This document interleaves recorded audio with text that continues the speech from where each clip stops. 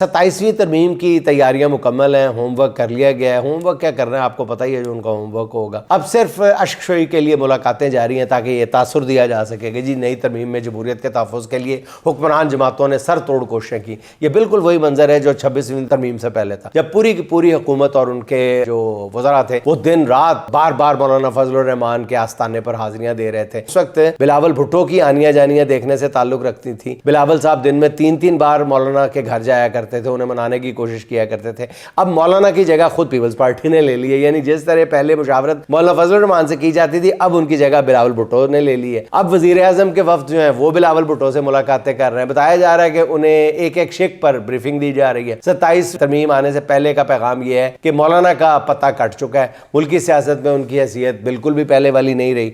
26वीं आईनी तरमीम के बाद मौलाना थोड़ी सी अखलाकी जुर्रत का मुजाहरा करते अगर और माले गनीमत में मिलने वाली मखसूस नशिस्तें कबूल करने से इनकार कर देते तो शायद आज उनका सियासी कद काठ जो है वो कुछ बाकी बच जाता या बरकरार रहता। मगर ये चंद मखसूस नशिस्तें मौलाना को देकर सियासत से उनका फैसला कुन किरदार भी ख़त्म कर दिया गया। मौलाना फजलुर रहमान अपनी पूरी ज़िंदगी में कभी इस तरह उन्होंने घाटे की सियासत नहीं की जिस तरह वो 26वीं तरमीम के मौके पर कर बैठे।